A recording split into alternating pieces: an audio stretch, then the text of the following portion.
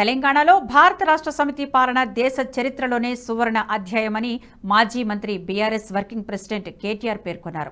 10 ఏళ్ల ప్రగతిపై కాంగ్రెస్ ప్రభుత్వం బురద జల్లే ప్రయత్నం చేస్తోందని ఆరోపించారు. ప్రభుత్వం విడుదల చేసిన శ్వేతపత్రానికి కౌంటర్గా తెలంగాణ భవన్లో శ్వేతపత్రం విడుదల చేశారు. తెలంగాణ అప్పు కేవలం 3.17 లక్షల కోట్లేనని స్పష్టం చేశారు. కాంగ్రెస్ ప్రభుత్వం రాష్ట్రం అప్పులను ఎక్కువ చేసి చూపిస్తోందని ఆరోపించారు. తద్వారా బీఆర్ఎస్ ప్రభుత్వాన్ని తమను బద్నాం చేయాలని ప్రయత్నిస్తోందని విమర్శించారు. తెలంగాణ ప్రగతి ప్రస్థానంపై తెలంగాణ భవన్లో కేటీఆర్ పవర్ పాయింట్ ప్రజెంటేషన్ ఇచ్చారు. తెలంగాణను విఫల రాష్ట్రంగా చిత్రీకరించే ప్రయత్నం చేస్తోందంటూ కాంగ్రెస్ ప్రభుత్వంపై మండిపడ్డారు కేటీఆర్.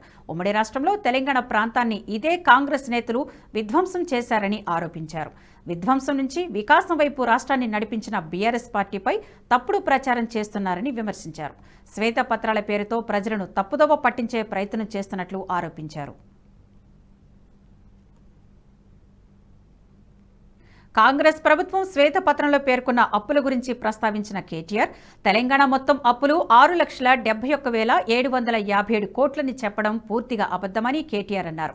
2014-15 నాటికి రాష్ట్ర రుణం 72,658 కోట్లు ఉండగా ప్రస్తుతం తెలంగాణ అప్పు 3.17 లక్షలకు చేరిందని తెలిపారు.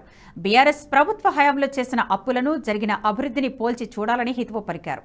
బీఆర్ఎస్ ప్రభుత్వం తీసుకున్న నిర్ణయాలు, చేపట్టిన కార్యక్రమాలతో ప్రత్యేక రాష్ట్రంలో పేదరికం తగ్గి తలసరి ఆదాయం పెరిగిందన్నారు.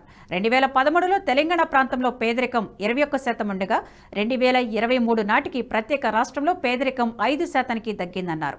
2014లో 1.14 లక్షలుగా ఉన్న తలసరి ఆదాయం ప్రస్తుతం 3.17 లక్షలకు చేరిందని కేటీఆర్ వెల్లడించారు.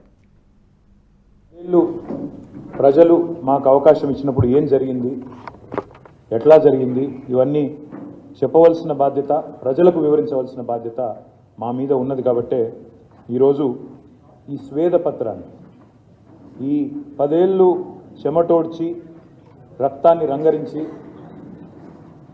వందల వేల గంటలు పనిచేసి ఒక్క మా ప్రభుత్వంలోని మంత్రులు, ఎమ్మెల్యేలు మాత్రమే కాదు, మా ముఖ్యమంత్రి గారు మాత్రమే కాదు, లక్షల మంది ఉద్యోగులు, కోట్ల మంది ప్రజలు తమ స్వేదంతో, తమ కష్టంతో, తమ చెమటతో ఈ రాష్ట్ర అభ్యున్నతికి ఏ రకంగా తోడ్పడ్డారో, ఏ రకంగా ముందుకు తీసుకొని పోయినారో చెప్పవలసిన బాధ్యత.